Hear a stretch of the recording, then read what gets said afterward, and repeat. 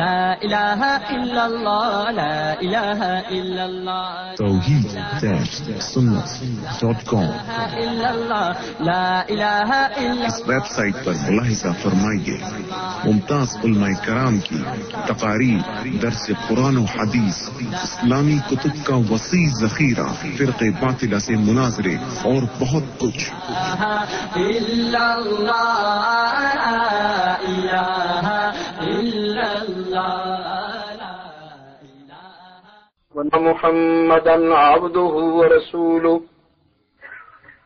المبعوث إلى الأسود والأحمر لتتميم مكارم الأخلاق لا يخلق نبي ولا رسول بعده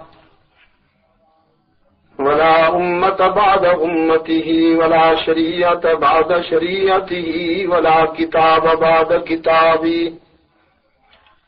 صلى الله تعالى عليه وعلى آله وأصحابه الذين هم خلاصة العرب الأرباء وخير الخلائق بعد الأنبياء وهم كالنجوم في السماء للاهتداء والاقتداء وهم مفاتيح الرحمة ومصابيح الغرر. أعوذ بالله من الشيطان الرجيم. بسم الله الرحمن الرحيم. إنا أرسلناك شاهدا ومبشرا ونذيرا وداعيا إلى الله بإذنه وسراجا منيرا. صدق الله مولانا العظيم. وعن معاوية بن أبي سفيان وأبي هريرة رضي الله تعالى عنهم قال رسول الله صلى الله عليه وسلم: من يرد الله به خيرا يفقهه في الدين. وصدق رسوله النبي الأمي الكريم. ونحن على ذلك لمن الشاهدين والشاكرين والحمد لله رب العالمين. خدا در انتظار حمد مانیست، محمد چشم بر راہ سنانیست. محمد حامد حمد خدا بس، خدا مد آفرین مصطفیٰ بس. محمد است می خواهم خدا را، خدایا از تو حب مصطفیٰ را. اللهم صل على محمد وعلى آل محمد كما صليت على إبراهيم وعلى آل إبراهيم إنك حميد مجيد. اللهم بارك على محمد وعلى آل محمد كما باركت على إبراهيم وعلى آل إبراهيم إنك حميد مجيد. ارباب علم و دانش، محترم بزرگوں، عزیز دوستو، آج 16 اگست 1995 ہم یہاں باٹلے یارک شائر UK میں برطانیہ میں دعوت و تبلیغ کی نسبت سے جمع ہیں. قرآن کریم کی جو آیہ کریمہ پیش نظر ہے، ابھی ہم نے جس کی تلاوت اور سماعت کی سعادت حاصل کی، یہی میرے معروضات کی بنیاد ہوگی. اللہ نے اس آیہ کریمہ میں اپنے آخری رسول سید ولد آدم رحمت عالم صلی اللہ علیہ وسلم کو بڑی متین شفقت کے ساتھ، بڑے سنجیدہ پیار کے ساتھ خطاب عطا فرمائے ہیں کہ ہم نے آپ کو سچائی پر گواہ بنا کے بھیجا ہے، کامیابیوں کی بشارت دینے والا، اور اللہ کے عذاب سے ڈرانے والا بنا کے بھیجا ہے. ہماری طرف بلانے والا داعی الی اللہ باذنہ، اور ہم نے آپ کو سراج منیر بنا کے بھیجا ہے. ان سب پر گفتگو کرنا، شاہد، مبشر، نذیر، داعی الی اللہ اور سراج منیر، بہت زیادہ وقت مطلوب ہوگا، اور اتنی تلخیص یا اختصار میرے بس میں نہیں ہے کہ میں اتنے مختصر سے وقت میں ان تمام پہلوؤں پر کچھ کہہ سکوں. سراج منیر ہی آج کی گفتگو کا ہدف ہے.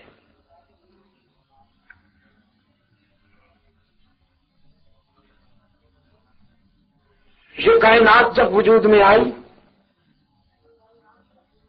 اللہ نے جب اس عالم رنگ و بو کو تشکیل دیا تو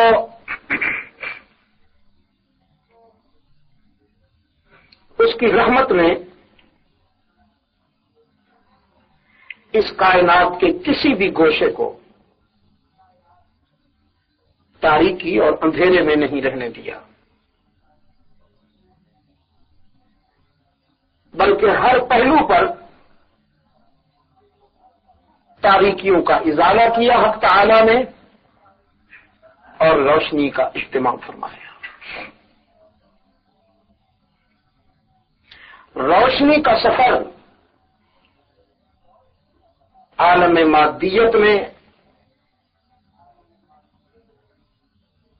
یہ عالم سفلی ہے زمین، پھر عالم علوی ہے آسمان، فرش زمین پر روشنی کا بگننگ پوائنٹ، حرف آغاز قرآن کی اطلاع کے مطابق ایک لکڑی کے ٹکراؤ سے ہوا، جسے بعد میں انسانی ذہن کی استعداد نے اور صلاحیتوں نے اسے مختلف صورتوں میں، شکلوں میں ترقی دی. چکماک کی ایک لکڑی، اللہ نے اس میں یہ خصوصیت رکھ دی کہ اگر اس کی ٹہنیاں ٹکرائیں تو چنگاری نکلتی، اس سے چنگاریاں پھوٹتی. یہ آغاز ہے عالم مادیت میں روشنی کے اہتمام کا، جو حق تعالی کی طرف سے ہوا، جس میں کسی انسان کی کسب و محنت کا یا اس کی تدبیر کا کوئی حصہ نہیں ہے، محض اللہ نے اپنے کرم سے اس کا اہتمام فرمایا. قرآن کریم نے اس کو اسی انداز میں بیان کیا ہے. افرأیتم النار التی تورون، کہ تم جس آگ کو جلاتے اور فائدہ اٹھاتے ہو، کبھی تم نے اس پر غور کیا کہ یہ روشنی اور یہ نعمت تمہیں کیسے ملی؟ اَأَنْتُمْ أَنشَأْتُمْ شَجَرَتَهَا، تم نے اس درخت سے اسے جاری کیا، ام نحن المنشئون، یا ہمارا کرم ہوا، ہماری مہربانی سے تمہیں یہ نعمت ملی،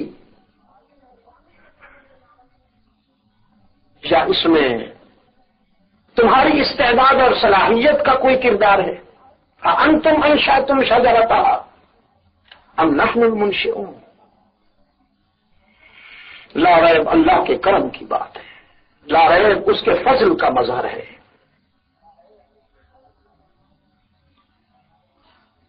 پھر روشنی کے اس آغاز کو مختلف مراحل مراحل اور مختلف اسالیب سے انسان کی ذہنی استعداد اور اس کی تدبیر نے گزارا، وہ ترقی کرتی چلی گئی، کبھی شعلہ بن کر روشن ہوئی،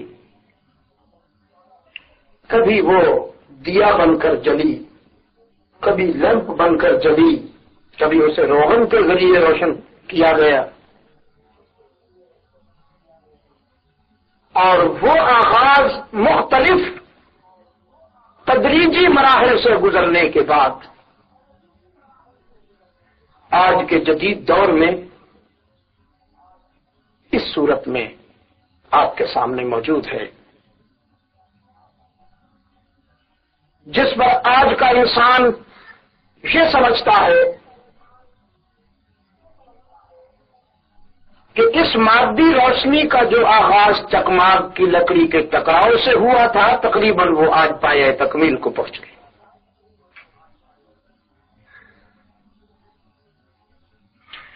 پھر حق تعالی نے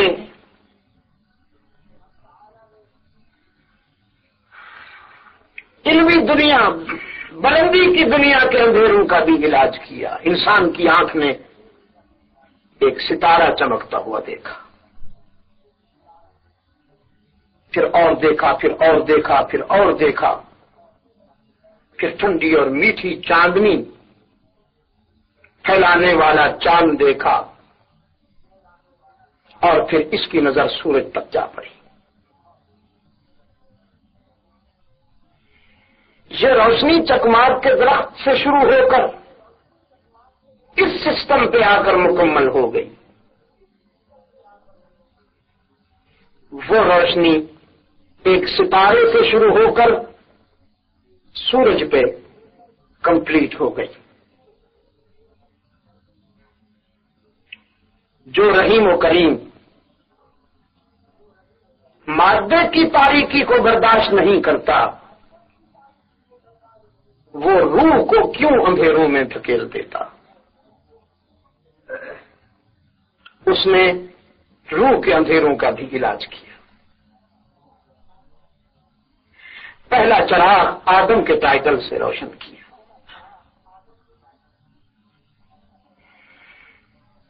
پھر اس روشنی نے بھی اپنا سفر جاری رکھا، کبھی شیش کے نام سے روشن ہوئی، کبھی یونس کے نام سے روشن ہوئی، کبھی تابوت بن کر جگمگاتی رہی، کبھی یعقوب بن کر، کبھی یوسف بن کر، کبھی داؤد بن کر، سلیمان بن کر، کبھی ایوب کے ٹائٹل سے، کبھی موسیٰ اور عیسیٰ کے عنوان سے، اور بالآخر ستارے سے شروع ہو کر سورج پہ مکمل ہو گئی، چکماک سے شروع ہو کر الیکٹرک کے موجودہ سسٹم پہ روشنی مکمل ہو گئی، اور آدم سے شروع ہو کر محمد عربی پہ مکمل ہو گئی صلی اللہ علیہ وسلم۔ یہ میں کوئی نقلی دلائل سے بات نہیں کر رہا ہوں، میرا خیال یہ ہے کہ میں جبلت کی ترجمانی کر رہا ہوں، میں فطرت کا ورق آپ کے سامنے کھولے بیٹھا ہوں، کتابیں فطرت کی ورق گردانی کر رہا ہوں۔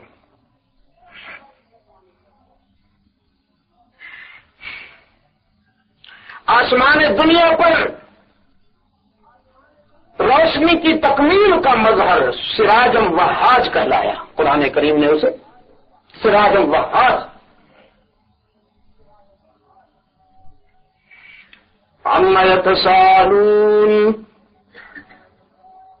عن النبأ العظيم الذي هم فيه مختلفون عما يتساءلون عن النبأ العظيم الذي هم فيه مختلفون كلا سيعلمون ثم كلا سيعلمون ألم نجعل الأرض مهادا والجبال أوتادا اپنی نعمتیں بڑے پیار کے انداز میں یاد دلا رہا ہے وہ محسن اعظم. ہم نے تمہارے لیے زمین بچھائی، اس کے استحکام کے لیے پہاڑوں کو میخیں بنا کر ٹھونس دیا.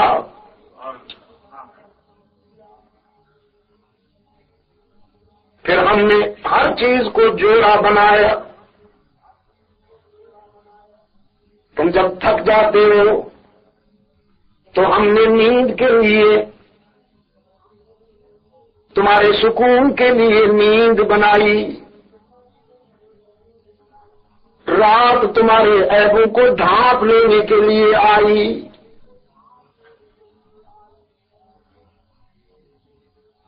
اور دن تمہاری معیشت کے تسلسل کے لیے کام آیا. ہم نے تمہارے لیے آسمان بنائے، زمین بنائی.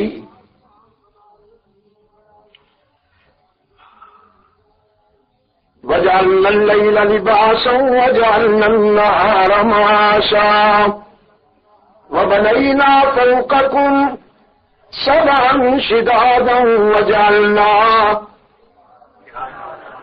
سِرَاجًا وَهَّاجًا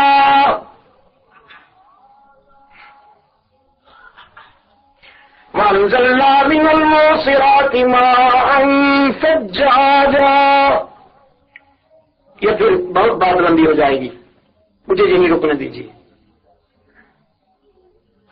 ہم نے دہکتا ہوا سورج تمہارے لیے پیدا کیا. وہ تمہیں روشنی بھی عطا کرتا ہے، گرمی اور حرارت بھی عطا کرتا ہے.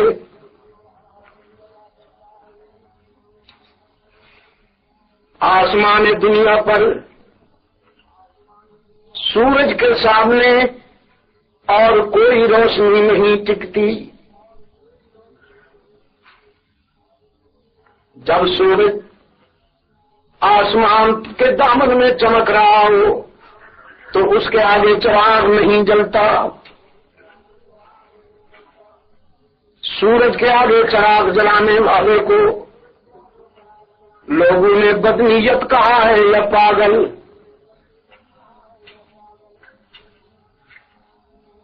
جس طرح سورج کے آگے چراغ نہیں جلتا، رب العالمین نے فرمایا میرا محبوب سراج منیر بن کے آیا ہے، اب اس کے بعد نبوت کا کوئی چراغ نہیں، اس کے بعد نبوت کا چراغ نہیں جلے گا. سیدنا فاروق اعظم رضی اللہ تعالی عنہ ایک ورق کا مطالعہ کر رہے تھے کہ اس میں کیا لکھا ہے. رحمت عالم صلی اللہ علیہ وسلم نے دیکھا تو آپ صلی اللہ علیہ وسلم کے چہرے پر کچھ جلال کے آثار نمایاں ہوئے جنہیں رمز شناس نبوت جناب صدیق اکبر نے دیکھ لیا. فاروق اعظم کو نہیں پتا، وہ پڑھ رہے.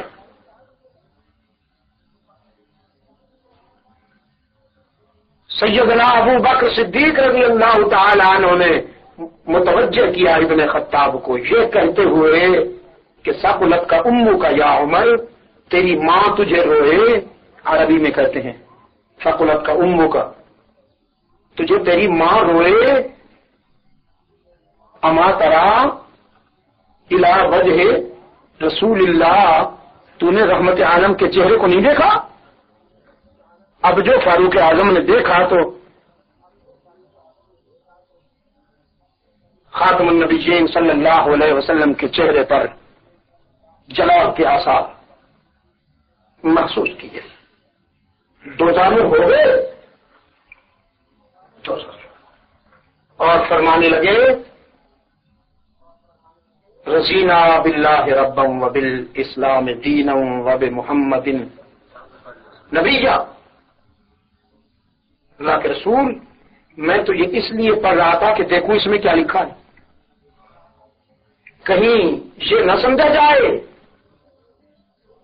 کہ میں قرآن کے مقابلے میں توریت کو ترجیح دینے لگا ہوں. یا مجھے قرآن کے مقابلے میں توریت میں کشش محسوس ہونے لگی ہے؟ نہیں اللہ کے رسول، ہم اللہ کے رب ہونے پہ راضی ہیں، مطمئن ہیں، سیٹسفائیڈ ہیں، آپ کے رسول ہونے پر مطمئن ہیں، اسلام کے دین ہونے پر مطمئن ہیں، اور قرآن کو ہم اللہ کی آخری کتاب سمجھتے ہیں۔ یہ تو میں اس لیے پڑھ رہا تھا کہ اس میں لکھا ہوا کیا ہے۔ رحمت عالم صلی اللہ علیہ وسلم نے فرمایا، لو کان موسیٰ حیا، عمر میرے بعد اگر موسیٰ بھی ہوتا، لما وسعہ الا اتباعی، اس کے لیے بھی کوئی راستہ نہیں تھا سوائے اس کے کہ وہ مجھے فالو کرے، اسے بھی میرا مقتدی بننا پڑتا، میرا امام نہیں۔ حضرت شاہ عبد العزیز رحمۃ اللہ تعالی علیہ کے پاس ایک پادری بڑا بظاہر معصوم سا کوشچن لے کے آیا، معصوم سا سوال لے کے آیا، لیکن اس میں چبھن تھی، پوائزن تھا۔ کہنے لگا، شاہ صاحب، ایک آدمی سو رہا ہے، ایک بیٹھا ہوا ہے، میں راستہ کس سے پوچھوں؟ اب ظاہر ہے بڑا کامن سا سوال ہے، اور کامن سینس اس کا جواب یہی دے گی کہ بھائی سونے والے کو کیوں ڈسٹرب کرتے ہو، جو جاگ رہا ہے اسی سے راستہ پوچھو۔ لیکن حضرت شاہ صاحب رحمت اللہ علیہ سمجھ گئے کہ نام تو نہیں لے رہا، بظاہر تو یہ کامن سا کوشچن کر رہا ہے، لیکن اس کے سوال میں جو بات ہے وہ یہ کہ تمہارا رسول تو روضہ اطہر میں سو رہا ہے، اور تمہارے عقیدے کے مطابق ہمارا نبی حضرت عیسیٰ آسمان پہ زندہ ہے، تو پھر رہنما ان کو بناؤں کہ ان کو بناؤں؟ حضرت شاہ صاحب رحمت اللہ علیہ فرمانے لگے، سوال پوچھتے ہو یا چکر چلاتے ہو؟ اس نے کہا، نہیں سوال کر رہا ہوں، مجھے جواب چاہیے بس۔ فرمانے لگے، اگر اخلاص کے ساتھ جواب چاہیے تو پھر اس کا جواب یہ ہے کہ جاگنے والے کے ساتھ تم بھی انتظار کرو، یہ جو بیٹھا ہوا ہے اسی سونے والے کے بیدار ہونے کی انتظار کر رہا ہے، اگر منزل جانتا تو بیٹھا نہ رہتا، جا چکا ہوتا۔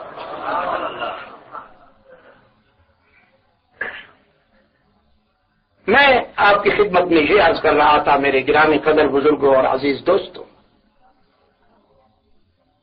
سورج کے بعد چراغ نہیں جلتا، اور رحمت عالم صلی اللہ علیہ وسلم کے بعد قیامت تک اب کوئی نبی نہیں آئے گا۔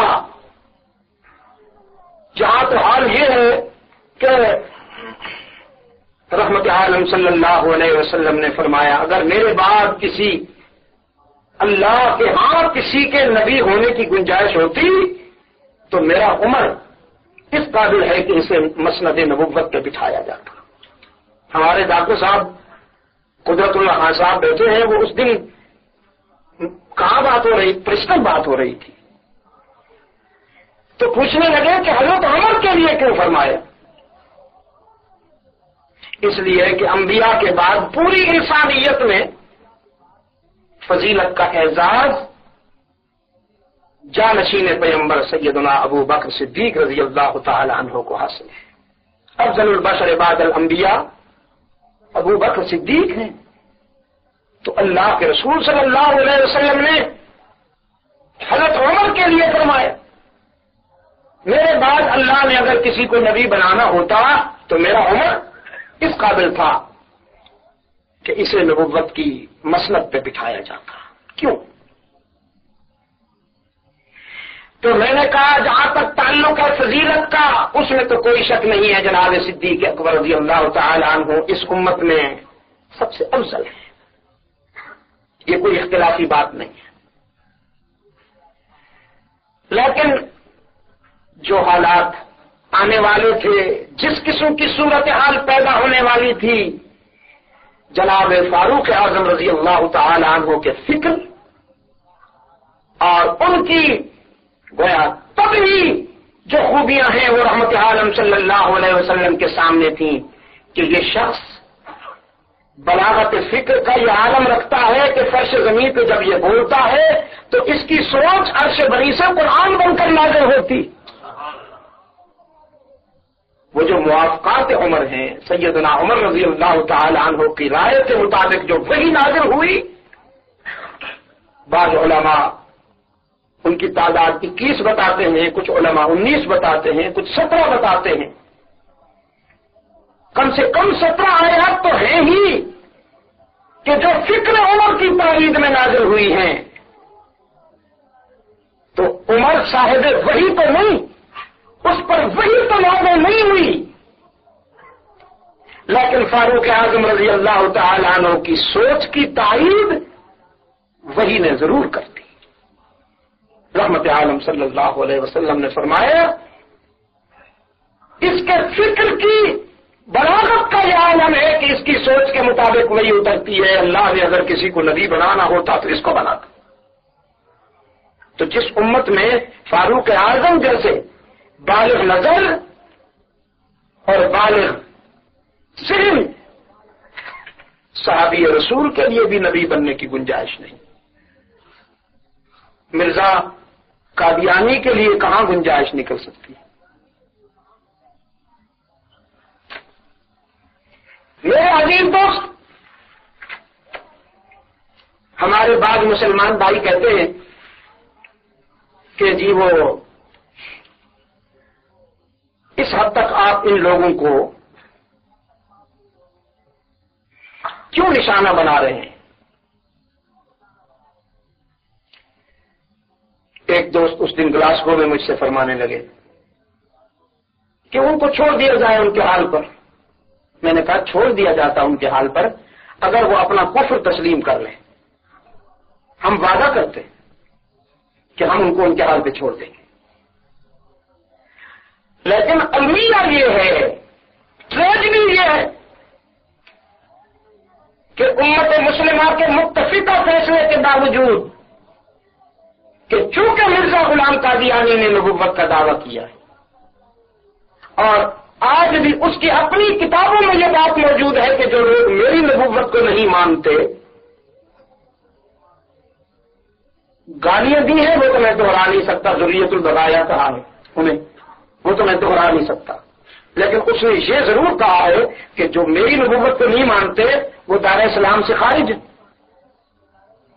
یعنی پوری امت مسلمہ کو اس نے دار اسلام سے خارج کہا ہے، پوری امت کی تکفیر کی. ایک ذمی کافر ہوتا ہے، ایک حربی کافر ہوتا ہے اور ایک مرتد کافر ہوتا ہے. حربی کافر وہ ہے جس کے ساتھ آپ ٹکرا رہے ہیں، جیسے یہ سرب ہے. سرب جو ہے وہ اس وقت حربی کافر ہے، اللہ انہیں رسوا کرے. ایک ذمی کافر ہے جو سلطنت اسلامیہ میں رہتا تو ہے لیکن اسلام کے دستور اور قانون کے مطابق زندگی گزارتا ہے. مسلمانوں سے وہ ٹکراتا نہیں بلکہ خراج پیش کرتا ہے. مسلمانوں کو وہ امن اور سکون کے ساتھ رہنے کی یقین دہانی کراتا ہے. مسلمانوں پر اس کی جان، عزت، مال کی حفاظت کرنا فرض ہے. ایک مرتد کافر ہے جو مسلمان کہلا کر کفر اختیار کرتا ہے، یہ واجب القتل ہے. یہ واجب القتل ہے کہ اس نے غداری کی، تو یہ مرتد کافر ہے. جب تک یہ خود کو مسلمان کلیم کرتے رہیں گے امت مسلمہ پر فرض ہے کہ وہ ان کے کفر کو اور ان کے اقتدار کو ظاہر کرتی رہے تاکہ امت مسلمان سے کوئی شخص ان کے دجل اور ان کے فریب کا شکار نہ ہو سکے. اگر انہوں نے خود کو مسلمان کلیم کر کے پوری امت مسلمہ میں سے کسی ایک مسلمان کو بھی دھوکہ دیا کہ کسی قادیانی لڑکے کے ساتھ کسی مسلمان کی لڑکی کی شادی ہو گئی یا کسی قادیانی لڑکی کی کسی مسلمان لڑکے کے ساتھ شادی ہو گئی، تو اس کا وبال پوری امت پہ ہوگا، بالخصوص ان اہل علم اور صاحب نظر لوگوں پر کہ جو اس مسئلے کی حقانیت کو جانتے ہوئے خاموش رہیں اور امت مسلمہ کو آگاہ نہ کریں، ان سب پر اللہ کا عذاب نازل ہوگا اور وہ مسئول ہوں گے عند اللہ۔ اس لیے کہ ہمارا فرض بنتا ہے کہ ہم عالم اسلام کو بتائیں کہ مرزا غلام قادیانی اور اس کو ماننے والے امت مسلمہ میں سے نہیں ہیں، ان کا کوئی تعلق نہیں ہے امت مسلمہ سے۔ تو روشنی کا جو سفر شروع ہوا وہ آسمان پر سورج پہ جا کے مکمل ہو گیا، اور روحانیت کے آسمان رشد ہدایت پر رحمت عالم پہ جا کے مکمل ہو گیا۔ اب رحمت عالم کے بعد کوئی نبی تو نہیں ہے، لیکن جس طرح سورج ستاروں کو روشنی دیتا ہے، اسی طرح محمد عربی نے اپنے پیاروں کو روشنی دی۔ آسمان کے دامن میں چمکتے ہوئے ستارے کس کی دلیل ہے؟ سورج کی دلیل ہے۔ آسمان کے دامن میں چمکتے ہوئے ستارے کس کی دلیل ہے؟ سورج کی دلیل ہے۔ اور اصحاب محمد رحمت عالم صلی اللہ علیہ وسلم نے فرمایا اصحابی کالنجوم بأشر مقتدیتم اہتدیتم، میرے صحابہ ستاروں کی مانند ہیں، جب سمندروں میں بھنور میں سفینے بھٹک جاتے ہیں تو آسمان کے ستاروں سے ساحل کا پتہ ملتا ہے، کنارہ ملتا ہے، اور جب تم فکر و نظر کی دنیا میں بھٹک جاؤ تو میرے صحابہ سے تمہیں روشنی اور ہدایت ملے گی۔ راہ ملتی ہے شب کو تاروں سے اور ہدایت نبی کے جاروں سے۔ شیر تمہیں کنارہ بتاتے ہیں آسمان کے دامن میں چمکنے والے ستارے، اور میرے صحابہ تمہیں رشد و ہدایت کی منزل بتاتے ہیں۔ ستارے سورج کی دلیل اور صحابہ محمد کی دلیل۔ اب تھوڑا سا وقت لوں گا آپ کا، آئیے تھوڑی دیر کے لیے میں آپ کو قرآن کریم کی تنویر کی طرف لے چلتا ہوں۔ فرمایا الہکم الہ واحد لا الہ الا هو الرحمن الرحیم،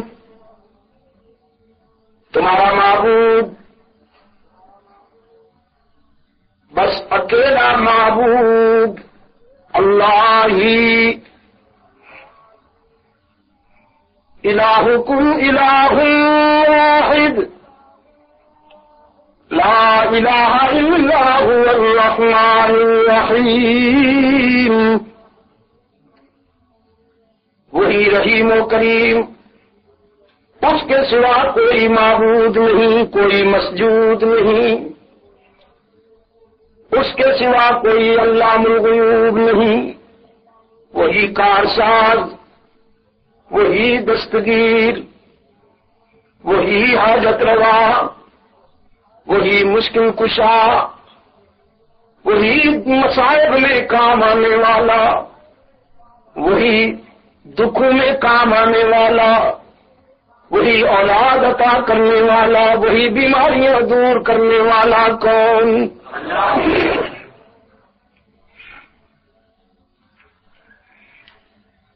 یہ بیچ میں تھوڑا سا جو مارجن ہو جاتا ہے، میری تو دعا ہے کہ آپ بالکل صحت مند رہیں، جسمانی طور پر بھی اور روحانی طور پر بھی۔ لیکن ظاہر ہے یہ میری بیڈ لک ہے کہ مارجن کے بعد جب میں ٹچ کرتا ہوں، کبھی کبھی چیک کرتا ہوں، تو تھوڑی سی سستی محسوس ہوتی ہے۔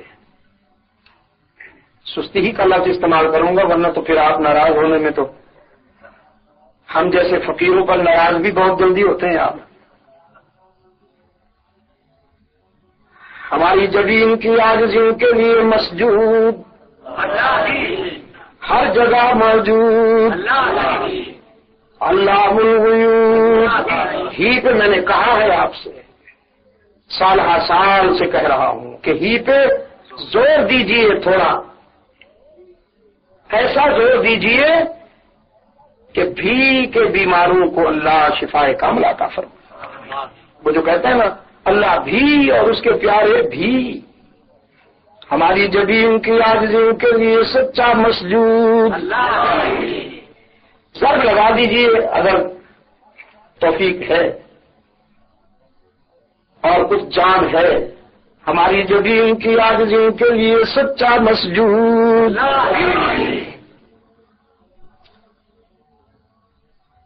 اے لا الہ کے وارث، باقی نہیں ہے تجھ میں گفتار دل برانہ، کردار طاہرانہ، تیری نگاہ سے دل سینوں میں کانپتے تھے، کھویا گیا ہے تیرا جذبے کلندرانہ۔ وہ جلالت کہاں چلی گئی ہے آپ سے؟ وہ جلالت پیدا کرنا ہوگی، ایمان اور عقیدے کی دنیا میں جلالت، کہ جسے دیکھ کر باطل کانپتا ہوا نظر آئے۔ یہ صورتحال کوئی اچھی نہیں کہ باطل آپ سے نہیں ڈرتا۔ اپنے اندر یہ جوہر پیدا کیجئے کہ باطل آپ سے ڈرے۔ ہماری جبین کی عاجزیوں کے لیے مسجود کون؟ جزاکم اللہ خیر الجزا۔ ہر جگہ موجود کون؟ علام الغیوب کون؟ کارساز و دستگیر کون؟ حاجت روا و مشکل کشا کون؟ عزت دینے والا کون؟ رزق دینے والا کون؟ بیماریاں دور کرنے والا کون؟ الہکم الہ واحد۔ دعویٰ کیا قرآن کریم نے، کلیم کیا قرآن کریم نے کہ تمہارا معبود اس کے سوا کوئی نہیں۔ ہم نے تو دلیل نہیں مانگی، اللہ نے اپنے فضل و کرم سے دلیلیں دے دیں۔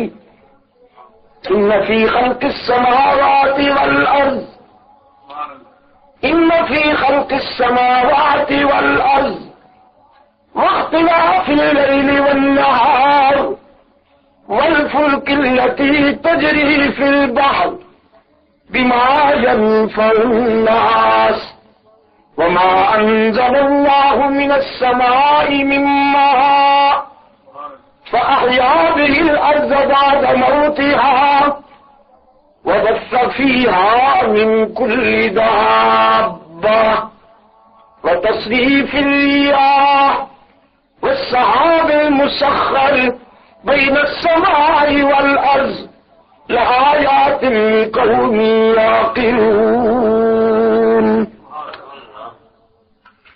میں تمہارا معبود ہوں، یا اللہ ہم مانتے ہیں۔ حق تعالیٰ نے فرمایا ایسے نہ مانو، دلیل سے مانو۔ ہم ہوئے جو کمزور، جانتا ہے نا وہ ہمیں۔ ابو جہل معترض بن کے آیا صدیق اکبر رضی اللہ تعالیٰ عنہ کے پاس معراج کی بات سن کر، کہنے لگا ابو بکر ان کی ہر بات مان لیتے ہو، اب یہ بھی مان لو گے؟ فرمایا کون سی بات؟ ابو جہل کہنے لگا تمہارا آقا کہہ رہا ہے، تمہارا امام کہہ رہا ہے ایک ہی رات کے کچھ حصے میں فرش سے عرش تک گیا ہوں، آسمانوں سے گزرا، عرش بری تک پہنچا ہوں، اہل جنت کو دیکھا، اہل جہنم کی بد نصیبی کا نظارہ کیا، اور یہ سب کچھ ایک ہی رات کے کچھ حصے میں ہو گیا، مان لو گے؟ ابو بکر رضی اللہ تعالیٰ عنہ نے پورے کانفیڈنس کے ساتھ، فل کانفیڈنس کے ساتھ فرمایا اگر تو یہ دعویٰ کرے تو اقرار مشکل ہے، اور اگر رحمت عالم فرما رہے ہیں تو انکار مشکل ہے۔ کہنے لگا عقل سے تو کام لو. صدیق اکبر رضی اللہ تعالیٰ عنہ نے فرمایا شاید تجھے پتہ نہیں ہم رحمت عالم کی صداقتوں پر کب سے عقل قربان کر چکے ہیں. یہ بات تو بہت چھوٹی سی بات ہے, ہم تو اس سے بھی بڑی بات مان بیٹھے ہیں. ابو جہل کہنے لگا وہ کون سی؟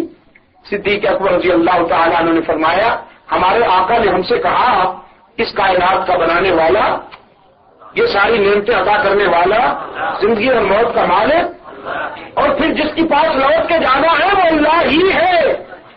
وہ ہر جگہ ہر وقت موجود ہے, ہمیں دیکھتا ہے. عبادت کے لائق لات و منات عزا و حبل نہیں ہے, محمد کا معبود ہے. ابو جہل نے کہا دلیل مانگی.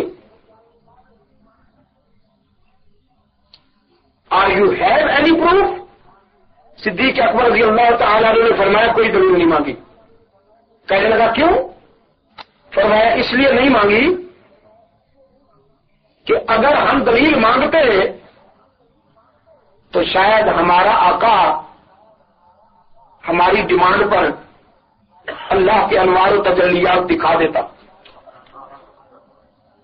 ابو جہل کہنے لگا تو کیا برا تھا بھائی, دیکھ لیتے اگر. تو اس میں کیا بات تھی؟ صدیق اکبر رضی اللہ تعالیٰ نے یہ بات بڑے غور سے سننا. فرمانے لگے اگر ہم اپنے رب کو دیکھ لیتے نا اپنی آنکھوں سے تو ہمیں یقین کا وہ مقام میسر نہ آتا جو رحمت عالم کی زبان سے سن کر آیا ہے. کیوں؟ اس لیے کہ ہمارا مشاہدہ اتنا یقینی نہیں ہے جتنا رحمت عالم کی اتنا یقینی ہے. ہماری آنکھیں دھوکہ کھا سکتی ہیں, رحمت عالم صلی اللہ علیہ وسلم کا ارشاد کمزور نہیں ہو سکتا. ہماری آنکھیں دھوکہ کھا سکتی ہیں, رحمت عالم کا ارشاد کمزور نہیں ہو سکتا, اس لیے ہم نے دلیل نہیں مانگی. وہ ابو بکر صدیق ہے. آپ سمجھے کہ نہیں؟ حالانکہ اللہ کے صدیق نے اللہ سے کہا ارے نہیں کیسا تو یہ موتا. یہ اللہ کا صدیق کون ہے؟ ہاں سیدنا ابراہیم.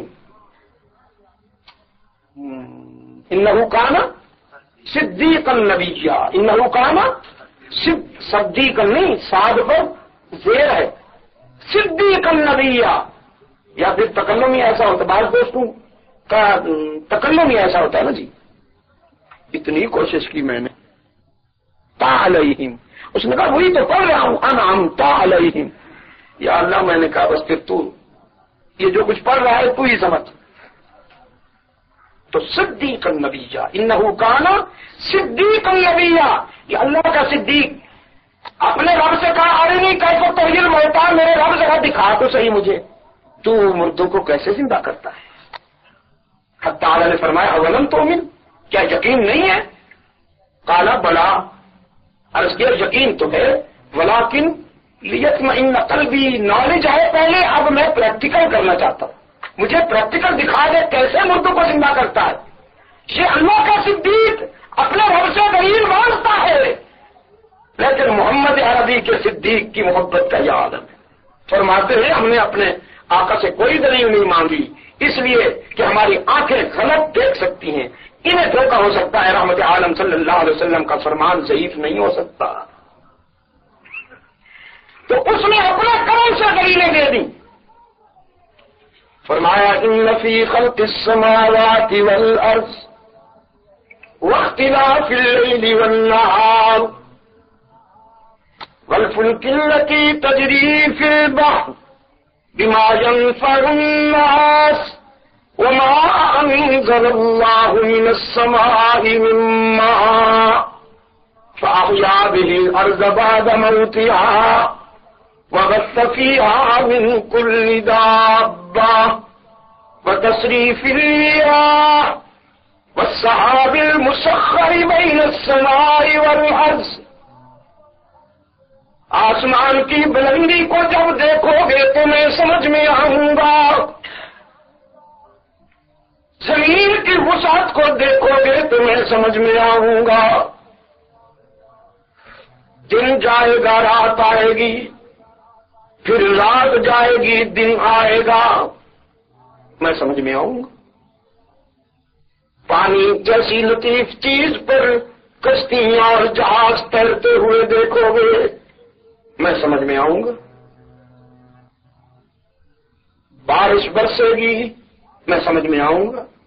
ہوائیں چلیں گی تو میں سمجھ میں آؤں گا۔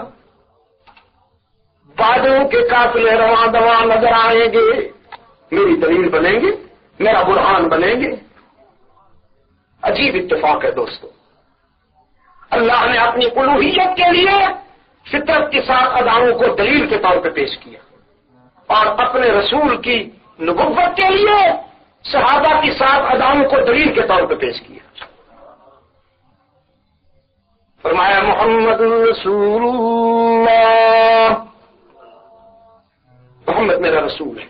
الہکم الہ واحد، میں تمہارا معبود ہوں، میرے سوا کوئی معبود نہیں۔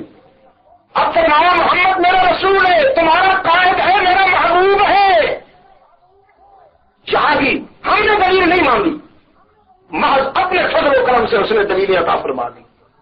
والذین معه اشداء علی الکفار رحماء بینہم تراہم رکعا سجدا یبتغون فضلا من اللہ ورضوانا سیماہم فی وجوہہم من اثر السجود ذلك مثلهم في التوراة ومثلهم في الانجیل۔ رب العالمین نے فرمایا جب آسمان کی بلندی اور زمین کی وسعت کو دیکھو گے تو تمہیں سمجھ میں آ جائے گا۔ العالمین نے فرمایا جب آسمان کی بلندی اور زمین کی وسعت کو دیکھو گے تو تمہیں سمجھ میں آ جائے گا، انہیں اللہ کے سوا کوئی اور نہیں بنا سکتا۔ جب تم پانی پر جہاز کو تیرتا ہوا دیکھو گے تو یقین آئے گا اسے اللہ کے سوا کوئی نہیں چلا سکتا۔ زمین پر بارش کو برستا پاؤ گے تو تمہیں یقین ہوگا اللہ کے سوا کوئی نہیں برسا سکتا۔ اور جب ہواؤں کو چلتا ہوا دیکھو گے تو تمہیں یقین آ جائے گا انہیں اللہ کے سوا کوئی نہیں چلا سکتا۔ بادلوں کو دیکھو گے تو یقین کر لو گے انہیں چلانے والا اللہ کے سوا کوئی اور نہیں ہو سکتا۔ پھر جب ابو بکر صدیق کو دیکھو گے تو تمہیں یقین آ جائے گا کہ محمد کے سوا ایسا کوئی شاگرد نہیں تیار کر سکتا۔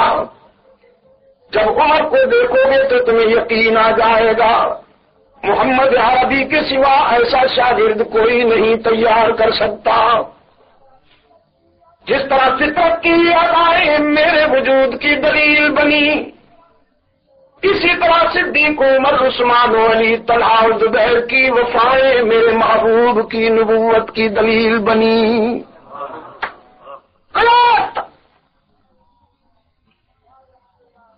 یاد رکھیے گا برطانیہ میں رہنے والے دوستو، کچھ لوگوں کا یہ خیال ہے اللہ اور اس کے رسول کو ماننا تو اسلام ہے، صحابہ کو کوئی مانے یا نہ مانے اس کی مرضی۔ صحابہ عین اسلام ہے، اہل بیت رسول عین اسلام ہے۔ اور سچ یہ ہے کہ قرآن علم ہے، رحمت عالم کا یہ ہلکا عمل ہے۔ قرآن گفتار ہے اور رحمت عالم کا یہ ہلکا اصحاب و اہل بیت پیغمبر یہ کردار ہے۔ قرآن تھیوری ہے، صحابہ و اہل بیت ماڈلز ہیں، ان کے بغیر رسول سمجھ میں نہیں آتا، اور رحمت عالم کے بغیر اللہ کی بات سمجھ میں نہیں آتی۔ اللہ تک پہنچنے کے لیے رحمت عالم کو ماننا ضروری ہے، اور رحمت عالم کے در رحمت تک پہنچنے کے لیے اصحاب و اہل بیت رسول کو ماننا ضروری ہے۔ کہ اصحاب و اہل بیت رسول جو ہیں یہ دلائل و براہین نبوت ہیں، الفاظ میرے امانت ہے قیامت تک کے لیے. اصحاب و اہل بیت رسول دلائل و براہین رسالت ہیں. رحمت عالم صلی اللہ علیہ وسلم سچے ہیں. ابو بکر کی صداقت اس کی گواہی. رحمت عالم عادل ہیں. فاروق اعظم کی عدالت اس کی گواہی ہے. حبیب کبریا صلی اللہ علیہ وسلم صاحب حیا ہے. عثمان ابن عفان کی شرافت اور حیا اس کی دلیل ہے. رحمت عالم صلی اللہ علیہ وسلم عابد سب زندگار ہیں. سیدنا علی المرتضی رضی اللہ تعالی عنہ کے سجدے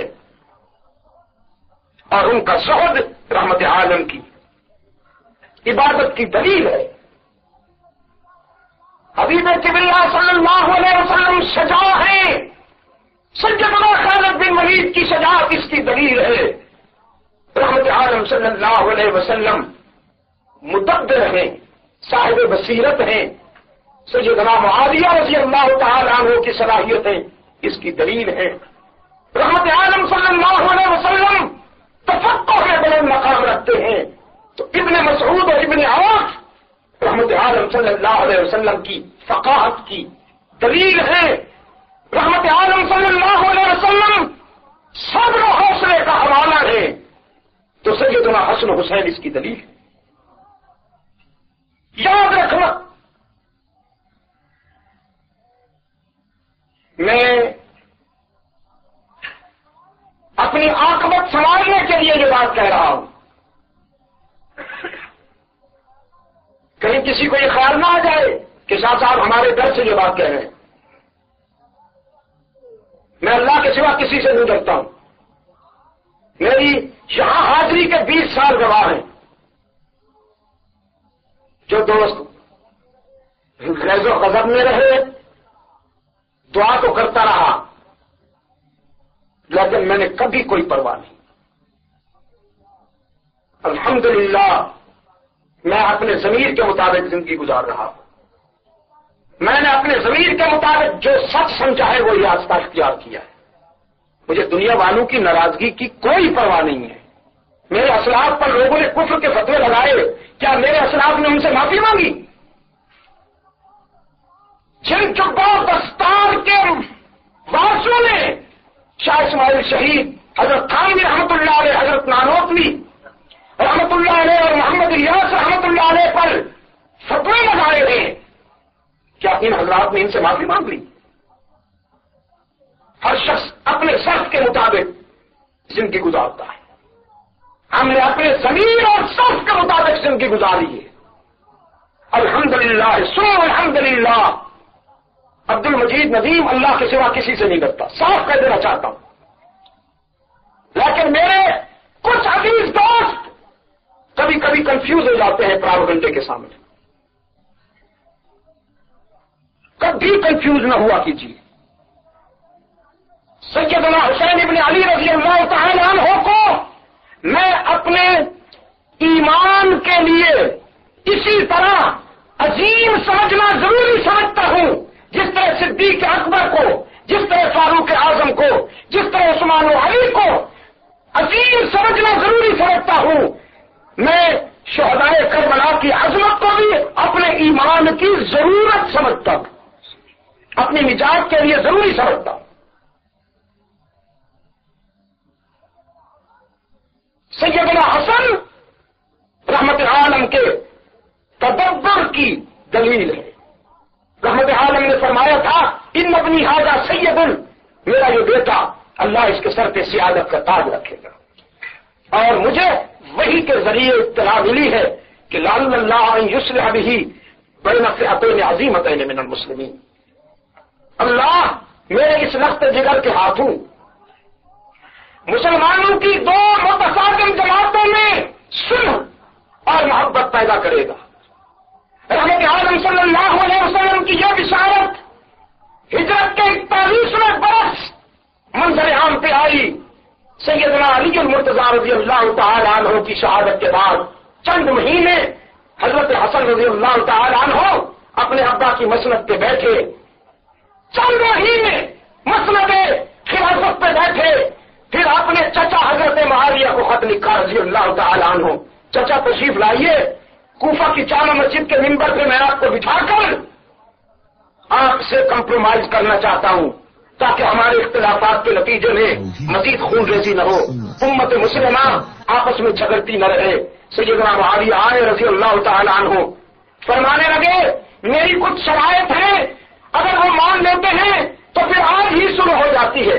سیدنا معاویہ رضی اللہ تعالی عنہ نے کاغذ منگوا کر پہلے دستخط کر دیے، فرمایا اب آپ اپنی شرائط لکھ لیجیے، مجھے آپ پر اتنا اعتماد ہے کہ میں دستخط پہلے کر رہا ہوں، شرائط بعد میں لکھوا رہا ہوں، مجھے معلوم ہے کہ آپ وہی بات لکھیں گے جو آپ کے نانا کی شریعت کے مطابق ہوگی۔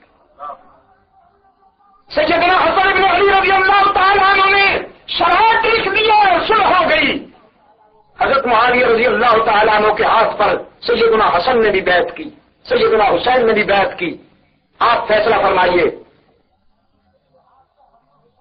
جس کے ہاتھ پر حسن حسین بیعت کرے ہمیں اس پر تنقید کرنی چاہیے یا اس کی عظمت کا اعتراف کرنا چاہیے؟ میں خارجیوں پہ بھی لعنت بھیجتا ہوں، خارجیوں کا بھی کوئی تعلق نہیں اسلام سے، لیکن میں سبائیوں پہ بھی لعنت بھیجتا ہوں جو ادھار کھائے بیٹھے ہیں اصحاب رسول کی عظمت پر سنگباری کے لیے۔ میں ان دونوں کو اسلام کا عدو سمجھتا ہوں، اسلام کا دشمن سمجھتا ہوں۔ اس کمپرومائز کے بعد چونکہ سیدنا حسن رضی اللہ تعالیٰ عنہ جمل کا منظر بھی یاد رکھتے تھے، صفین کا منظر بھی یاد رکھتے تھے۔ جمل میں 12,000 کلمہ پڑھنے والے کٹ گئے، صفین میں 70-80 ہزار کلمہ پڑھنے والے کٹ گئے۔ وہ چاہتے تھے کہ آپ خون ریزی بند ہونی چاہیے۔ انہوں نے سیاست پر سلو نہیں کی۔ اگر آپ مجھ سے پوچھیں تو آل رسول اولاد بطول کو دنیاوی سیاست آتی ہی نہیں، وہ دین قرآن و سنت اسی کی روشنی میں زندگی گزارتے ہیں، ان کی سیاست بھی قرآن و سنت کے مطابق ہوتی ہے۔ یہ جو آج کل لوگ سیاست لیے پھرتے ہیں کہ زبان پہ کچھ ہو اور دل میں کچھ ہو، منافقت کا نام سیاست رکھا ہوا، یہ سیاست اولاد علی کو نہیں آتی۔ آپ سمجھے کہ نہیں؟ انہوں نے کمپرومائز کیا۔ اس کے بعد حضرت معاویہ رضی اللہ تعالیٰ عنہ کی وفات کب ہوتی ہے جی؟ سن 60 ہجری کو 41 میں مصالحت ہوئی، کمپرومائز ہوئی۔ 60 اور 41 کے درمیان کتنے سال ہیں؟ 19 سال۔ تاریخ کا مطالعہ کر کے مجھے بتائیے 41 سے 60 کے درمیان کوئی معمولی سا بھی تصادم امت مسلمہ میں نہیں ہوا، مسلمان آپس میں نہیں لڑے۔ کیوں؟ اس لیے کہ حضرت معاویہ رضی اللہ تعالیٰ عنہ نے کمپرومائز کے بعد چن چن کر ان منافقین کو ٹھکانے لگا دیا جو آگ لگانے والے تھے، جو مسلمانوں کو لڑانے والے تھے، جو مسلمانوں کے درمیان فاصلہ پیدا کرنے والے تھے۔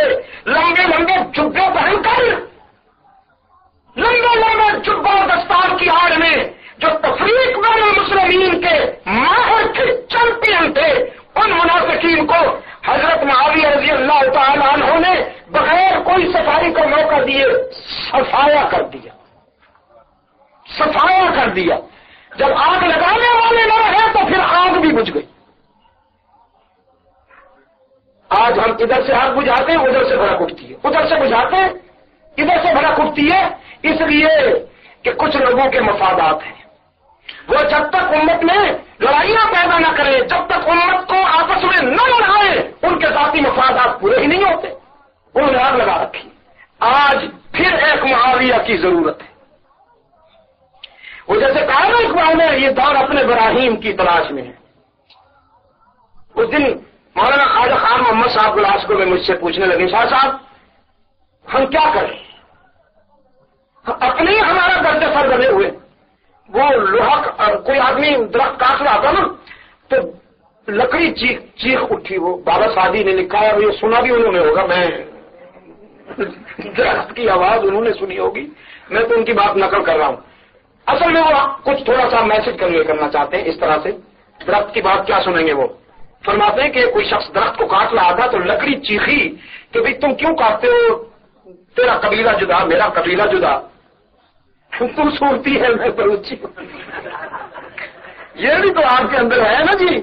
ہاں, یہ کرمان والوں کی مسجد علیحدہ ہونی چاہیے اور کھوڑ والوں کی علیحدہ ہونی چاہیے. خدا کے لیے آپ اپنے حال پہ رحم کریں. ایسی سوچ مت پیدا کیجیے. خدا کے لیے اس سوچ کو دفن کر دیجیے. ہم سب بھائی ہیں. یہ جغرافیہ, یہ فاصلے, یہ چھوٹی چھوٹی باتیں ہیں. اسلام نے ان سارے بتوں کو دفن کیا ہے, آپ پھر زندہ کر بیٹھے انہیں. تو لکڑی کہتی ہے تیرا قبیلہ جدا میرا قبیلہ جدا. یار کیوں کاٹتے ہو تم؟ لوہے سے کہا, تو لوہا میں لکڑی, کیا بگاڑا ہے میں نے تیرا؟ تو وہ کڑھاری کہنے لگی تو مجھ سے کہتا ہے دیکھتا نہیں ہے میرے اندر تیری جنس گھسی ہوئی ہے, وہی اٹھا اٹھا کے مارتی ہے. اگر وہ نہ ہو تو میں تو تیرا کچھ بھی نہیں بگاڑ سکتا. عبد المجید ندیم کی ٹریجڈی بھی یہی ہے. میرا سارا المیہ یہی ہے کہ ہر پہلو پر میری جنس میرے راستے میں کانٹے بچھا رہی ہے. میں نے حضرت مولانا سے عرض کیا, حضرت خواجہ خان محمد صاحب مدثر سے, ہم یہ ہیں عالمی مجلس تحفظ ختم نبوت کے. عالمی مجلس تحفظ ختم نبوت کی امت مسلمان ممنون ہے. 100 سال سے تعاقب کر رہی ہے قادیانیت کا. اور میری معلومات کے مطابق مولانا ہزاروں لوگ ایسے ہیں جنہوں نے عالمی مجلس تحفظ ختم نبوت کی کوششوں سے قادیانیت کو چھوڑ کر اسلام قبول کیا ہے, میری معلومات کے مطابق. تو میں نے کہا حضرت معاویہ کی ضرورت ہے. بس یہ دور پھر کسی معاویہ کی تلاش میں ہے. میرے عزیز دوستوں, 19 سال تک امن ہو گیا. 19 سال تک امن ہو گیا. پھر اس کے بعد اگر حضرت معاویہ رضی اللہ تعالیٰ عنہ نے اپنے بیٹے کو اس وقت کے حالات کے مطابق اپنا جانشین بنا لیا تو آپ ناراض ہوئے پھرتے. حضرت علی رضی اللہ تعالیٰ عنہ کے بعد سیدنا حسن بھی تو ان کے جانشین بنے ہیں. اس پر ناراضگی نہیں ہوتی. اس پر ناراضگی ہوتی ہے کہ حضرت معاویہ رضی اللہ تعالیٰ عنہ نے اپنے بیٹے کو کیوں بنا دیا. پہلی بات تو یہ ضروری نہیں کہ اس وقت وہ خامیاں ہوں اس میں جو بعد میں سامنے آئی ہے. یہ طے کر لیجئے کہ حضرت معاویہ کی بصیرت ہم سے بہتر تھی. خدا کے لیے یہ مان لیجئے حضرت معاویہ ہم سے زیادہ مخلص تھے, مان لیجئے اس بات کو. سیدنا معاویہ رضی اللہ تعالیٰ عنہ قاتل وہی ہیں. رسول اللہ صلی اللہ علیہ وسلم کی دعاؤں کا مصداق ہے. حبیبہ کبریہ نے انہیں سینے سے لگا کر دعا کی, اے اللہ سے ہادی بنا, مہدی بنا. اس پر بھی اور اس کے ذریعے بھی امت کو ہدایت نصیب فرما. مان لیجئے کہ حضرت معاویہ ہم سے اچھے تھے. انہوں نے اس وقت جو بھی فیصلہ کیا وہ اپنی بصیرت کے مطابق صحیح کیا. میں ہرگز نہیں مرعوب ہوتا ہوں ان لوگوں سے جن کے ہاں عقائد کے لیے, عقائد کی صحت کے لیے ضروری ہے کہ وہ ان دو میں سے کسی ایک کو خطا کار مانے کہ یہ حضرت علی کی غلطی تھی یا حضرت معاویہ کی غلطی تھی. نہ حضرت علی غلط کار ہیں نہ حضرت معاویہ غلط کار ہیں. آگ لگانے والے منافقین غلط کار ہیں, وہی جہنمی ہیں. یہ دونوں مظلوم ہیں, شرک دونوں مظلوم ہیں. ایک چھوٹی سی داڑھی والا مجھ سے کہنے لگا, یہ بھی خاص ایک پہچان ہے, کہنے لگا شاہ صاحب 2 آدمی لے گئے ہوں تو ان میں سے کوئی ایک تو سچا ہوتا ہے کوئی ایک جھوٹا ہوتا ہے. یہ کیسے ہو سکتا ہے کہ دونوں لینے والے سچے ہوں؟ میں نے کہا کبھی کبھی ایسی سچویشن ہو جاتی. حضرت موسیٰ اور ہارون, حضرت موسیٰ علیہ السلام نے ہارون کی داڑھی پکڑی ہوئی ہے اور وہ کہتا ہے ابن امی لا تاخذ بلحیتی ولا براسی انی خشیت ان تقول فرقت بین بنی اسرائیل ولم تکن قولی.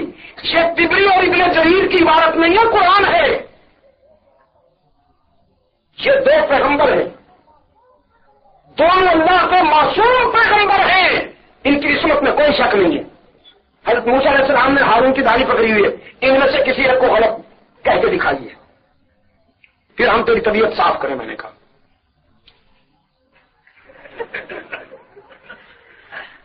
یہ دونوں صحیح ہیں.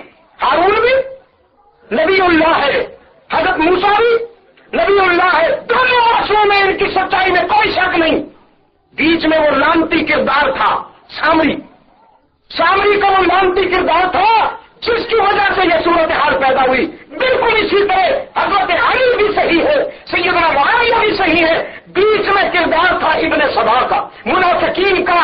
خدا کا غضب ان پہ ہوگا انشاءاللہ.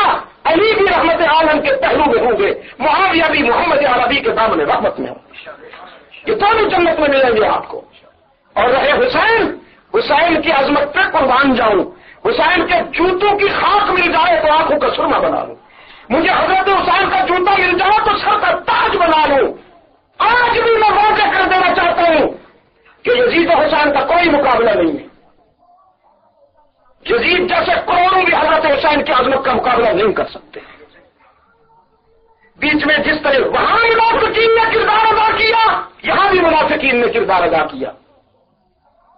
میرے عزیز دوستو، اصحاب اہل بیت رسول دلائل ابراہیم نبوت ہیں، ان کو ماننا اسلام اور ایمان کے لیے ضروری ہے. اگر کوئی یہ سمجھتا ہے کہ میں اصحاب اہل بیت رسول سے ہٹ کر مسلمان ہو جاؤں گا، ناممکن ہے. جس طرح رسول اللہ سے ہٹ کر کوئی موحد نہیں ہو سکتا. یاد رکھنا، رحمت عالم کا دامن چھوڑ کر کوئی موحد نہیں ہو سکتا. اللہ کی توحید کے تقاضے پورے نہیں کر سکتا. پہلے وہ محمد عربی کا غلام بنے گا، پھر موحد مانا جائے گا. اسی طرح صحابہ اور اہل بیت کے دامن سے وابستہ ہوئے بغیر کوئی محمدی نہیں ہو سکتا. اللهم صل على سيدنا محمد النبي الأمي وعلى آله وأصحابه وبارك وسلم. ذکر محبوب کے حضور کے دادا سیدنا ابراہیم رب العزت کے حضور دامن پھیلائے کھڑے ہیں اور عرض کرتے لا تخزنی یوم یبعثون یوم لا ينفع مال ولا بنون. پھر معبود مجھے اس دن کی ندامت سے بچا لیجیے گا جس دن مال بھی کام نہیں آئے گا، اولاد بھی، رشتے بھی کام نہیں آئیں گے، برادریاں بھی. لا تخزنی یوم یبعثون یوم لا ينفع مال ولا بنون الا من اتى الله بقلب سلیم. بس جس دن تیرے نظر کرم کے بغیر کام نہیں بنے گا، مجھے اس دن کی ندامت سے بچا لینا. یہ خلیل اللہ ہے، یہ خلیل اللہ ہے. اور جس کے متعلق فرمایا وَكَانَ فَضْلُ اللَّهِ عَلَيْكَ عَظِيمًا، ان کے متعلق فرمایا گیا سورہ تحریم میں یوم لا يخزي الله النبي والذين آمنوا معه. میں وعدہ کرتا ہوں کہ حشر کے دن اپنے محبوب کی دل آزاری نہیں ہونے دوں گا. خلیل مانگ رہا ہے اور رحمت عالم سے کہا جا رہا ہے حشر کے دن وعدہ کرتا ہوں اپنے محبوب کی دل آزاری نہیں ہونے دوں گا. صرف محبوب کی نہیں، والذین آمنوا معه، اس کے وفاداروں کی بھی دل آزاری نہیں ہونے دوں گا. اس کے وفادار جو زندگی کے سفر میں ہر قدم پر والذین معه، جنہوں نے معیت کا، رفاقت کا، دوستی کا ہر مرحلے پر حق ادا کرتے ہوئے وفا کا معیار قائم کر دیا، سفر میں بھی، حضر میں بھی، ہجرت میں بھی، اور قیامت تک قبر میں بھی، اور کل حشر میں بھی. یوم لا یخزی اللہ النبی والذین آمنوا معه نورهم یسعی بین ایدیہم وبأيمانهم يقولون ربنا أتمم لنا نورنا واغفر لنا إنك على كل شيء قدير.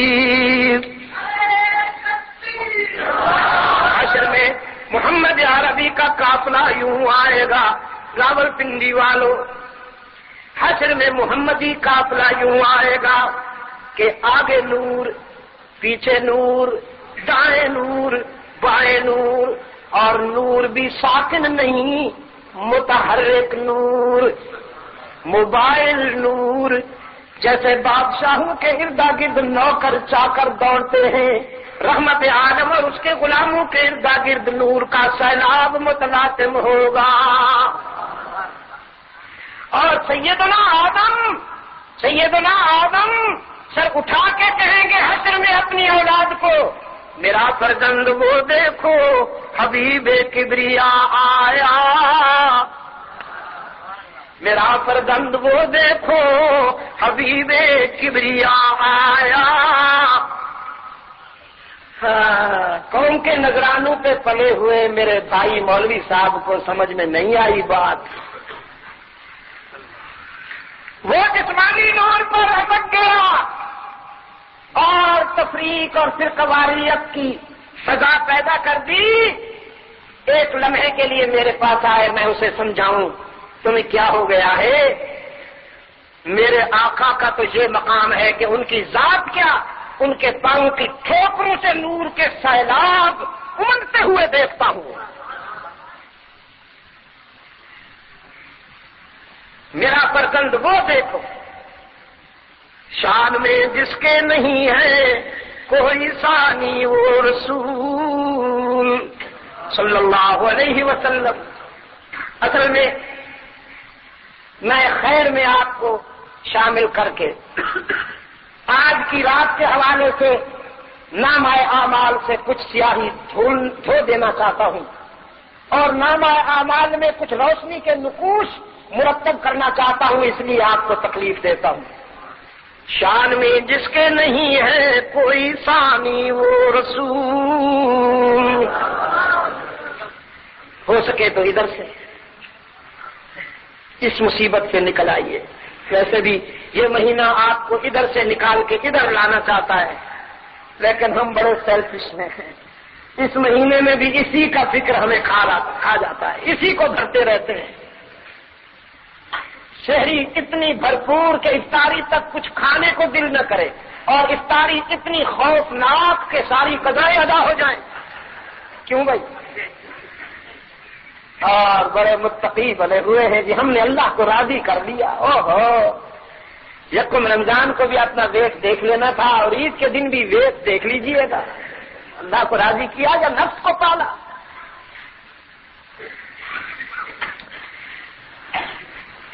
رسول اللہ صلی اللہ علیہ وسلم کے گھرانے کی افطاری کی ایک جھلک بتاؤں. سیدہ فاطمہ زہرا رضی اللہ عنہا رحمت عالم کی چھوٹی لخت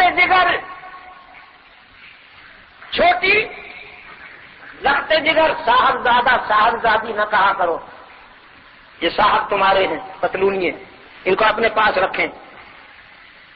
فرزند بیٹے کے لیے بیٹا، فرزند لخت جگر نور نظر، اور بیٹی کے لیے دختر لخت جگر بیٹی. یہ صاحبزادہ صاحبزادی سے نکلا ہو خدا کے لیے. صاحب ابھی تک نہیں گئے، ہمارے ذہن میں اترے ہوئے ہیں. سیدہ فاطمہ زہرا رضی اللہ تعالی عنہا رحمت عالم کی چھوٹی لخت جگر، ولادت میں چھوٹی، مقام میں بڑی. یہ تقسیم ہے نا، اللہ کی تقسیم ہے نا.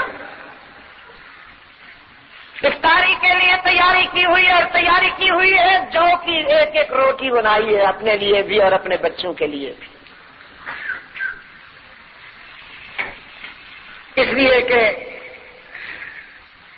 اپنے ابا حضور کے گھر بھی جو ہی زیادہ کھا کے آئی ہیں. آپ کو آج یہ بتا دوں کہ رحمت عالم صلی اللہ علیہ وسلم نے جو کو 80% اور گندم کو 20% استعمال فرمایا ہے. ہو سکے تو آپ گندم کم کھائیں. گندم نے پہلے جنت سے نکالا، اب دنیا سے نکالے گا.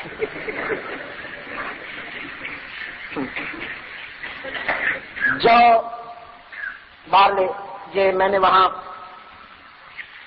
لندن لائبریری میں مطالعہ کے دوران ایک مستشرق کا پمفلٹ پڑھا کہ food of the holy prophet Muhammad صلی اللہ علیہ وسلم، رحمت عالم صلی اللہ علیہ وسلم کا دسترخوان. اس نے بہت سی باتیں لکھنے کے بعد کہا کہ مسلمانوں کے پیغمبر کی زندگی کا مطالعہ کیا جائے تو پتہ چلتا ہے کہ وہ صرف معلم اور ہادی نہیں ہے، بلکہ ایک بہترین معالج اور ڈاکٹر بھی. اتنے بہترین معالج ہیں اور انسانی نفسیات کے ماہر ہیں کہ اگر آپ کے دسترخوان کو فالو کیا جائے، اگر آپ کے غذا کو اختیار کر لیا جائے، موت تو اپنے وقت پہ آئے گی، اسے ٹالا نہیں جا سکتا، لیکن بیماریوں سے انسان محفوظ رہے گا. اب جو کسی کو شوگر ہے، کسی کو بی پی اپسیٹ ہو گیا ہے، کسی کا دل دھڑک رہا ہے، ہارٹ پرابلم ہے، اور کسی کا کیا مصیبت ہے، کبھی غور فرمایا آپ نے؟ آج چند باتیں آپ کو بتا دیتا ہوں امانتاً. رحمت عالم صلی اللہ علیہ وسلم نے پوری زندگی گوشت میں گھی استعمال نہیں فرمایا. گوشت کو علیحدہ سالن فرمایا، گھی کو علیحدہ سالن فرمایا. ان دونوں کو اکٹھا نہیں ہونے دیا. گوشت کو مسالے کے ساتھ کبھی نہیں بنایا، صرف 2 صورتوں میں، ابالا بوائل یا بھونا انگاروں پر باربیکیو جسے کہتے ہیں آپ. بس یہ جو ہم کھاتے ہیں یہ تو دلی والوں کا فیضان ہے. ہم حضرت شیخ الہند رحمت اللہ علیہ کے سیمینار پر جب گئے دلی میں تو ہم نے اپنے کک سے کہا بھی مسالہ کم ڈالنا، بلکہ اگر نہ بھی ڈالو تو ہمیں کوئی شکوہ نہیں ہوگا، ہم حسب ضرورت نمک وغیرہ ڈال لیں گے. اس نے کہا جی اچھی بات ہے. جب سالن ہمارے سامنے رکھا ہو ہم نے تو دیکھتے ہی اندازہ کر لیا کہ یہ کوئی مصیبت معلوم ہوتی ہے. یوں ہی چکھا، لا الہ الا اللہ، پیچھے تھی اس قدر. ہم نے اس کو بلایا، ہم نے روکا تھا، بھائی تم نے کیا کیا ہے؟ اس نے کہا جی میں نے تو نہیں ڈالا، تھوڑا سا معمولی سا ڈالا ہے آپ کے کہنے کے مطابق. میں نے کہا یہ معمولی جب یہ ہے تو پھر پورا کیا ہوگا؟ یہ جو ہم کھا رہے ہیں اس وقت، خصوصاً یہ جو مشرقی ممالک بنگلہ دیش ہو گیا، ہم ہو گئے، انڈیا، یہ دلی والوں کا کھانا ہے. رحمت عالم صلی اللہ علیہ وسلم نے چاول زیادہ استعمال فرمایا اور اس کو بھی چھانا نہیں. حالانکہ جو کا جو چھلکا ہوتا ہے وہ گندم کے مقابلے میں سخت ہوتا ہے، ثقیل نہیں ہوتا، سخت چبھنے والا ہوتا ہے. کسی حکیم سے پوچھیے، لیکن حکیم اچھا ہو کوئی.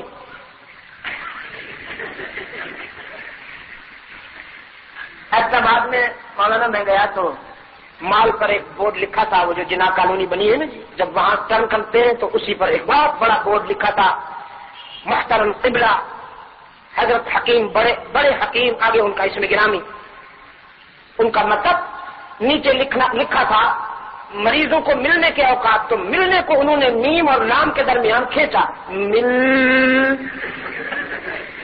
یوں میم اور یوں کھینچا، لام ادھر کیا، پھر جو یوں بنایا تو وہ بن گیا مریضوں کو مسلنے کے اوقات. بھیا ایسے حکیم سے نہ پوچھنا. رات کو جلسے میں نے کہا حیدرآباد والوں، میں نے حکیم بہت دیکھے ہیں لیکن یہ منفرد حکیم تمہیں ملا ہے جو صرف تمہارا تشخیص کے لیے نبض نہیں دیکھتا، تمہیں مسلتا بھی ہے خیر سے. خیر اگلے دن بورڈ اتر گیا. تو سخت ہوتا ہے وہ چھلکا اس کا، جو کا گندم کے چھلکے کے مقابلے میں وہ دیکھنے میں نرم ہوتا ہے، یہ سخت ہوتا ہے. لیکن مخدومۃ المسلمین سیدہ عائشہ صدیقہ رضی اللہ تعالی عنہا فرماتی ہیں کبھی رحمت عالم صلی اللہ علیہ وسلم کے لیے بننے والے آٹے کو چھانا نہیں گیا، چھلنی تھی ہی نہیں حضور کے گھر میں. یار اجازت دو تو میں کہہ دوں کہ چھلنی کا کوئی تعلق ہی نہیں رحمت عالم کی سیرت. آپ صلی اللہ علیہ وسلم نے چھلنی والا انداز اختیار ہی نہیں کیا. تھوڑے سا امچنا آٹا استعمال فرمایا اور جو کا استعمال فرمایا. آپ کے جو سفید آٹے کے وائٹ فلور کے یہ جو پلاسٹک کے پراٹھے ہیں بس یہ کھاتے رہیے، زہر کی کیا ضرورت ہے، کافی ہے انشاءاللہ.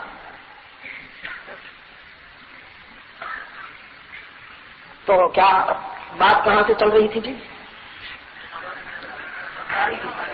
افطاری میں چوکے کچھ روٹیاں بنائی ہیں سیدہ فاطمہ رضی اللہ تعالیٰ عنہ کہ افطاری کے وقت کسی نے دروازے پہ دستک دیا، ابن السبیل میں مسافر ہوں. سیدنا علی رضی اللہ عنہ نے اپنے بڑے بیٹے سیدنا حسن سے فرمایا بیٹا میرے حصے کی روٹی لے جاؤ. میں محمد عربی صلی اللہ علیہ وسلم کا ہم نشین ہوں، پانی اور کھجور کے دانے سے افطاری کرنا میرا شیوا اور معمول ہے. میرے آقا کا بھی یہی معمول تھا، روٹی لے جاؤ. سیدنا حسن نے عرض کیا ابا حضور اگر اجازت ہو تو میں بھی اپنی روٹی لے جاؤں. فرمایا خیر میں اجازت کی کیا بات ہے، ضرور لے جائیے. سیدنا حسین رضی اللہ تعالیٰ عنہ نے اپنے حصے کی روٹی اٹھا کر بھی اپنے بھائی جان کے دامن میں ڈال دی، میرے حصے کی روٹی بھی لے جاؤ. سیدنا حسن جانے لگے تو رحمت عالم صلی اللہ علیہ وسلم کی لخت جگر سیدہ فاطمہ نے فرمایا بیٹا میرے حصے کی روٹی بھی لے جاؤ کہ میں نے تو رحمت عالم کی گود میں سخاوت کے سلیقے سیکھے ہیں. یہ چاروں روٹیاں لے کے جب حضرت حسن جانے لگے تو سیدنا علی رضی اللہ تعالیٰ عنہ کے گھر کی خادمہ سیدہ سبزہ اٹھی اور اپنے حصے کی روٹی اٹھا کر سیدنا حسن کے دامن میں ڈالتے ہوئے عرض کرنے لگی شہزادے میرے حصے کی روٹی بھی لے جاؤ تاکہ دنیا کو معلوم ہو جائے صرف علی کا گھرانہ ہی نہیں علی کے غلام بھی سخی ہوتے ہیں. یہ ہے آپ کے آقا کے ہاں افطاری کا انداز. اور آپ دیکھیے اپنی افطاری، علماء کرام کی افطاری، مشائخ عزام کی افطاری، شاہ صاحب کی افطاری کا کبھی آپ نے پتہ نہیں نظارہ کیا ہو؟ ایک جگہ میں گیا ہوں، روحانی تعلق والے لوگ ہیں، مجھ سے بیٹھ ہیں. میں نے ان سے کہا بھائی اس میں ہو سکے تو سبزی بنانا اور سالن میں گھی بالکل نہیں ڈالنا، روغن نہیں ڈالنا، سرگودا میں. وہ سبزی تو کیا بنانا تھی انہوں نے، مرغا اور 2-2.5 کلو گھی ہی تھا بس اور کچھ بھی نہیں. بولا تو میرے سامنے رکھ دیا. تو میں نے اس سے کہا اجاز کہ میں نے تمہیں روکا تھا کہ گھی نہ ڈالنا. کہنے لگا حضرت کتنے دنوں کے بعد کہ تم آئے ہو تھی سارا منہ کالا کرنا بھی اسی تارے سامنے سبزی ہے دال رکھ چھوڑیے تو جو سالن بھی بنائیے تو گھی بغیر بنائیے تم سارا منہ کالا کرنا بھی. چل میں کہ پھر تو اپنا منہ سفید چپا رکھ. یا رب العالمین.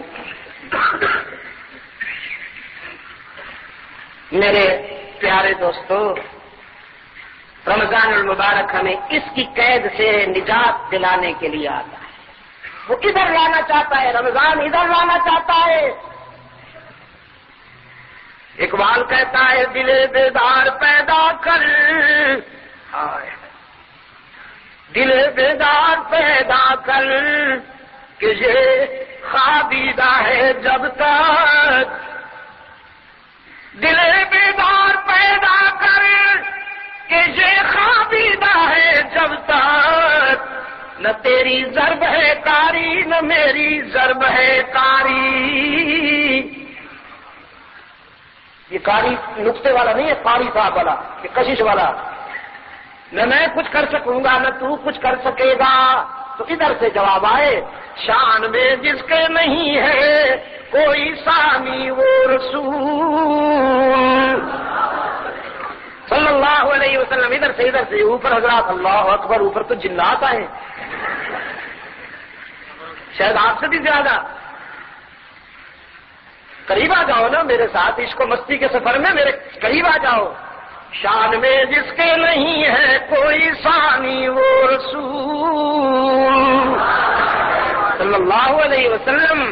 دین فطرت پر ہے جس کی حکمرانی وہ رسول صلی اللہ علیہ وسلم الف مرہ بعدد کل ذرۃ کما تحب وترضى، جس کا ہر تیور ہے حکم آسمانی وہ رسول، موت کو جس نے بنایا زندگانی وہ رسول صلی اللہ علیہ وسلم۔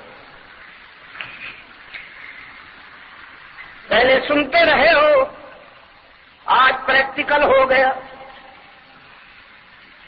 سنتے آئے تھے ہم غزوہ احد میں، اختتام پہ نگاہ رسالت نے جائزہ لیا، من قضا نحبا من ينتظر، جائزہ لیا کون منزل کو جا پہنچا اور کون منتظر بیٹھا ہے۔ جائزے میں محسوس کیا ایک بوڑھا مجاہد نظر نہیں آ رہا، جس کی چھوٹی سی بچی رحمت عالم کی گود میں بیٹھی ہے، پیار فرما رہے ہیں آپ، فرماتے ذرا دیکھو میرا سعد کہاں ہے، ابن ربی نظر نہیں آ رہا، دیکھو نا ذرا۔ ایک انصاری مجاہد اٹھا اور احد کے سینے پہ بکھری ہوئی شہداء کی لاشوں کے قریب جا کھڑا ہوا، فرمایا سعد ابن ربی زندہ ہو تو جواب دو، کوئی جواب نہ آیا۔ پھر کہا سعد ابن ربی زندہ ہو تو بولو، کوئی رسپانس نہ آیا۔ تیسری مرتبہ کہتا سعد ابن ربی زندہ ہو تو جواب دو، تمہیں رحمت عالم یاد کرتے ہیں۔ تو اس پر ایک ہاتھ بلند ہوا، کسی کے لیے زندہ نہیں ہوں، لیکن اگر وہ یاد کرتے ہیں تو ان کے لیے چند سانس امانت ہے، زندگی نے یاد کیا ہے تو پھر کیسے چپ رہوں۔ وہ مجاہد نوجوان دوڑتا ہوا آیا، دیکھا زخموں میں چور چور ہے، لیکن چہرے پر راحت و مسرت کی ایسی چمک ہے کہ دولہا کے چہرے پر بھی نہیں ہوتی۔ وہ سعد، وہ بوڑھا اپنے جوان انجام پر کہتا ہے میرے آقا سے سلام عرض کرنا، اور کہنا آسمان کے ستاروں سے زیادہ، درختوں کے پتوں سے زیادہ، سمندروں دریاؤں ندی نالوں آبشاروں اور بارش کے قطروں سے زیادہ، کائنات کے تمام آباد سے، بسم اللہ الرحمن الرحیم، فرشتوں سے زیادہ درود و سلام ہوا آپ پر محمد۔ ہم ہر جائی تھے، تو نے ہمیں یکجائی بنا دیا، ہم مجاور تھے، تو نے ہمیں مجاہد بنا دیا، ہم حلوائی تھے، تو نے ہمیں سزائی بنا دیا، محمد ہم موت سے ڈرتے تھے، تو نے زندگی کا وہ راز سمجھایا کہ اب موت ہم سے ڈرتی ہے۔ بظاہر مر رہا ہوں لیکن رب العزت کی قسم زندگی کی طرف سفر کر رہا ہوں۔ موت کو جس نے بنایا زندگانی وہ رسول۔ آج بھی زمانہ حیران ہے، قاتل مقتول کو تڑپتا دیکھ کر شرمندہ ہو جاتا ہے۔ انہیں زندہ رہنے میں اتنی خوشی نہیں جتنا مجاہدین کو شہید ہو جانے میں خوشی ہے۔ وہ مار کے بھی شرمندہ ہوتے ہیں اور وہ مر کے بھی فخر کرتے ہیں۔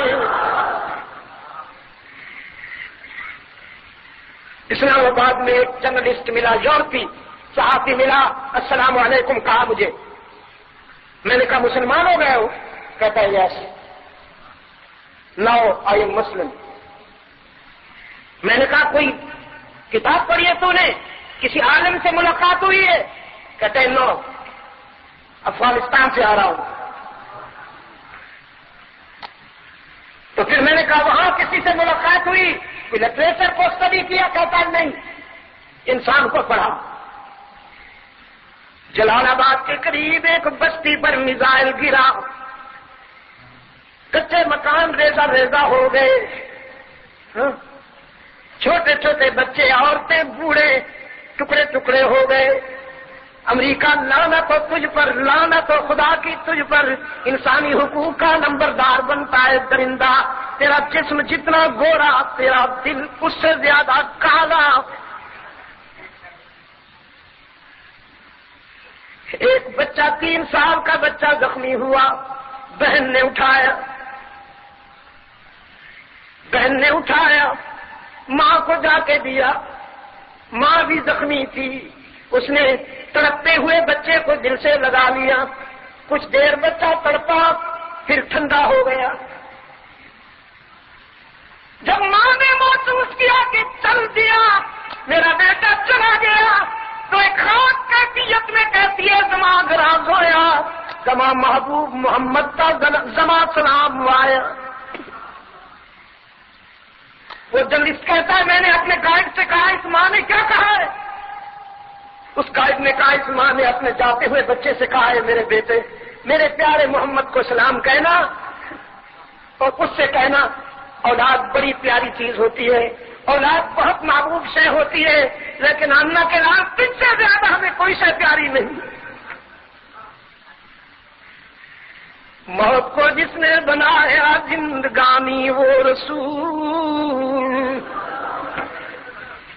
صلی اللہ علیہ وسلم، صلی اللہ علیہ وسلم، صلی اللہ علیہ وسلم۔ موت کو جس نے بنایا زندگانی وہ رسول، جس کا ہر تیور ہے حکم آسمانی وہ رسول۔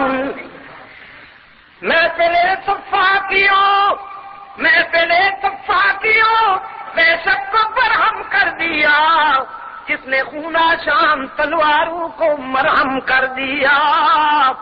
اللہم صلی علی محمد وعلی آل محمد کما صلیت علی ابراہیم وعلی آل ابراہیم انک حمید مجید۔ اللہم بارک علی محمد وعلی آل محمد کما بارکت علی ابراہیم وعلی آل ابراہیم انک حمید مجید۔ مغربی دنیا حیران ہے، سب کچھ لٹانے کے باوجود اتنے خوش کیوں ہیں؟ وہ علامہ کی بات عملاً سمجھ میں آ گئی آج۔ یہ مال و دولت دنیا، یہ رشتہ و پیوند، یہ مال و دولت دنیا، یہ رشتہ و پیوند، بتان وہم و گمان، ہاں بتان لا الہ الا اللہ، لا الہ الا اللہ، توحید-سنت.com لا الہ الا۔ اس ویب سائٹ پر ملاحظہ فرمائیے ممتاز علماء کرام کی تقاریر، درس قرآن و حدیث، اسلامی کتب کا وسیع ذخیرہ، فرقے باطلہ سے مناظرے اور بہت کچھ۔ الا اللہ